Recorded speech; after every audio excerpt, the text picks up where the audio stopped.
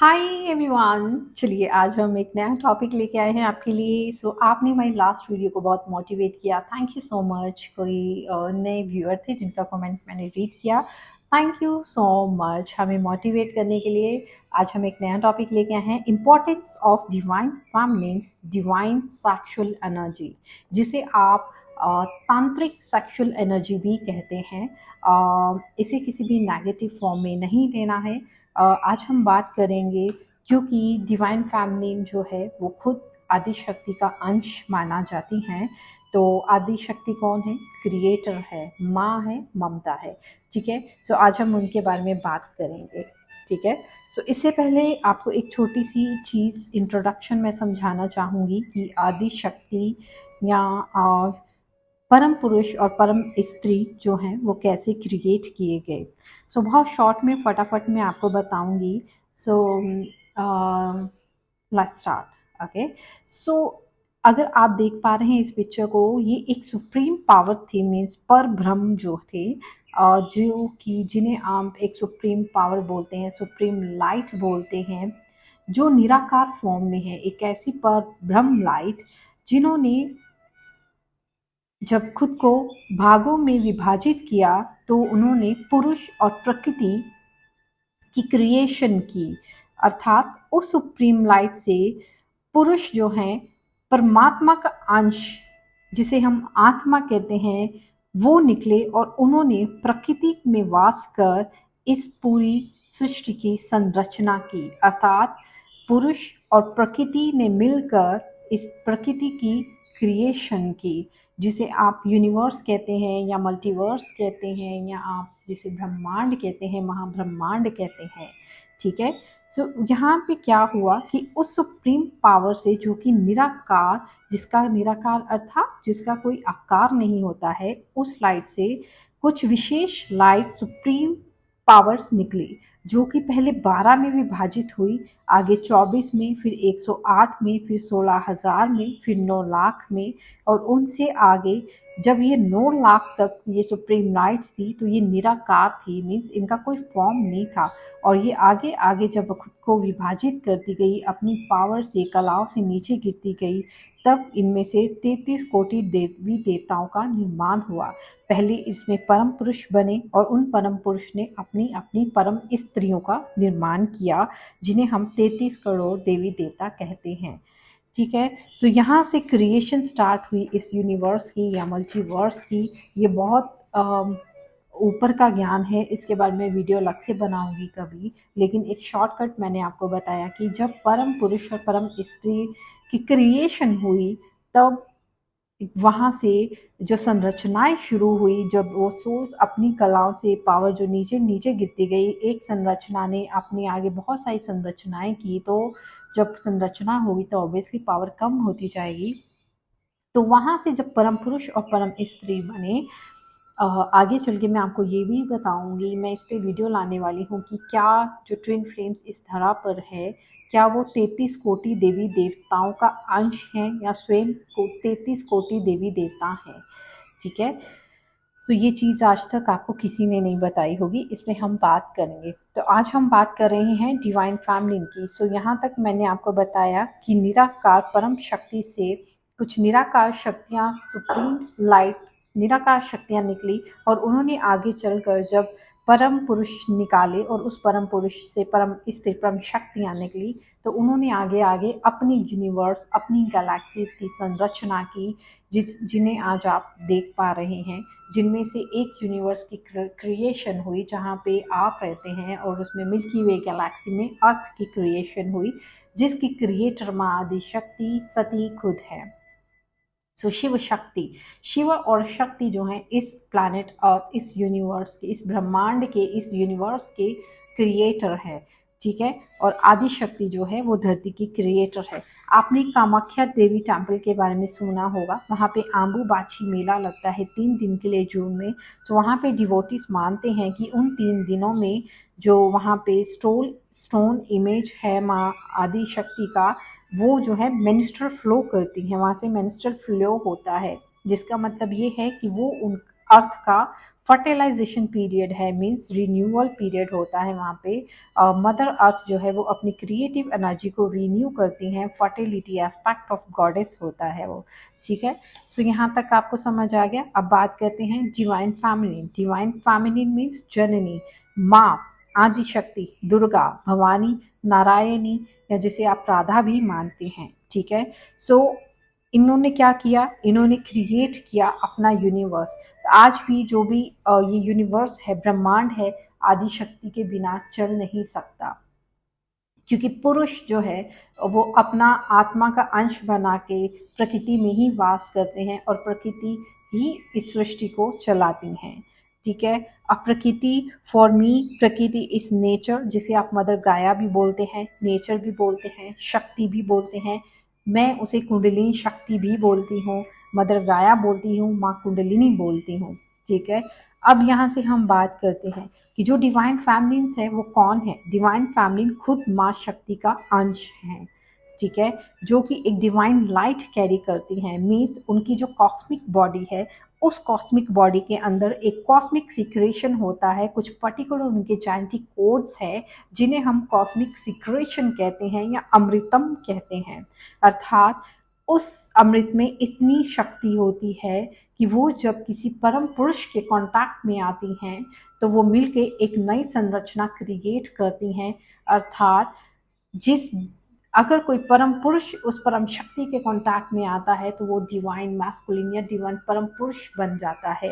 अर्थात इस युग में अगर कोई मेल किसी डिवाइन फेमिनिन के साथ सेक्सुअली कांटेक्ट में आता है तो वो डिवाइन पुरुष मीन्स डिवाइन मैस्कुलिन बनना, कन्वर्ट होना स्टार्ट हो जाता है। इट मीन्स उस डिवाइन फेमिनिन की उस कॉस्मिक एनर्जी में इतनी शक्ति होती है, लेकिन ये शक्ति ऐसे हासिल नहीं की जा सकती क्योंकि वो डिवाइन फेमिनिन है, खुद माँ दुर्गा का अंश है। सो डिवाइन फेमिनिन अपनी मीन्स परम स्त्री अपने परम पुरुष के लिए ही डेडिकेटेड रहती है।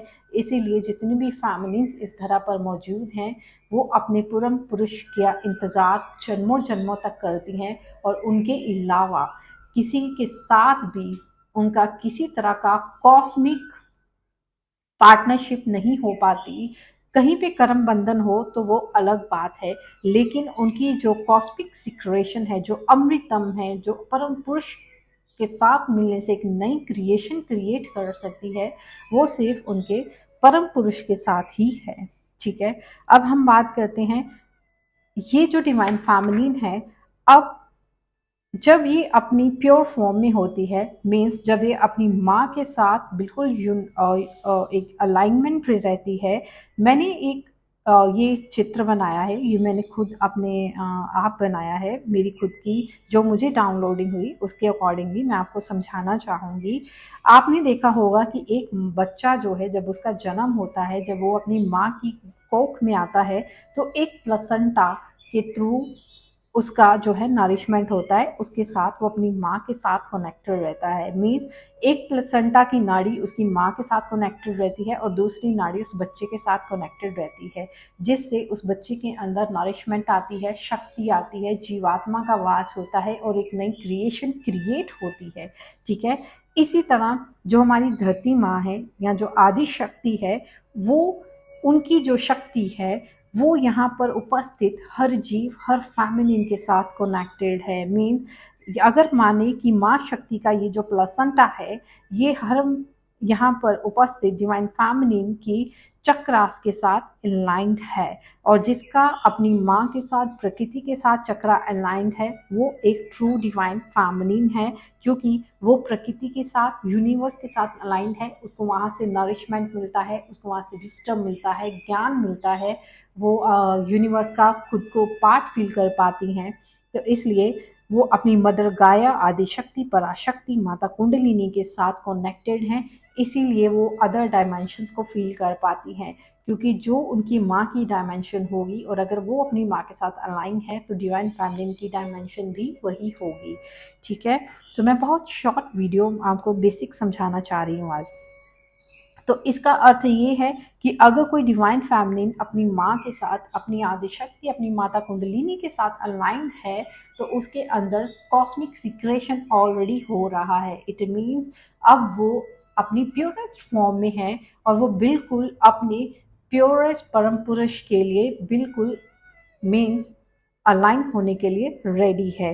ठीक है, अब यहाँ पे क्या है, डिवाइन फेमिनिन प्लस प्रकृति का कॉम्बिनेशन है। मीन्स जहाँ पर डिवाइन फेमिनिन अपनी माँ के साथ अलाइन है, वहाँ पे उसकी कुंडलिनी जो है बिल्कुल फ्लो में है। इट मीन्स वो अपनी माता के साथ बिल्कुल अलाइंड है और वो अदर डायमेंशंस को फील कर पा रही है। इसका मतलब कि वो एक डिवाइन फॉर्म में है एंड उसका जो अंदर जो शक्तियाँ हैं, उसके अंदर जो कॉस्मिक सिक्रेशन है, जो उसके अंदर सेक्सुअल एनर्जी है, वो बहुत ही सैक्रेड है।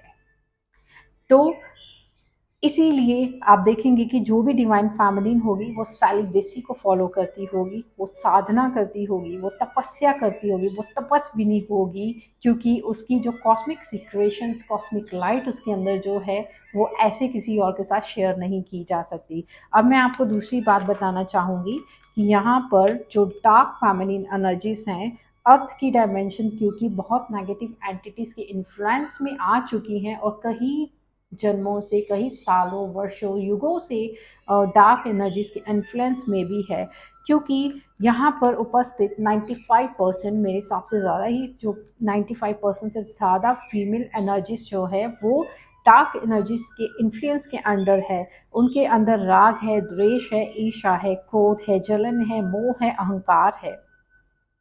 उनके कर्मा एक्यूमुलेट हो चुके हैं इन कारणों की वजह से। उनके अंदर ये सब अशुद्धियाँ कैसे आई, उनके साथ हुई अन्याय की वजह से आई, उनके साथ हुई डिस्क्रिमिनेशन की वजह से उनके साथ अशुद्धियाँ आई, फोर्सफुली मेडिकल अबॉर्शंस उनके साथ होना, मिसकैरेजेस होना, उनको उनका स्थान ना मिलना।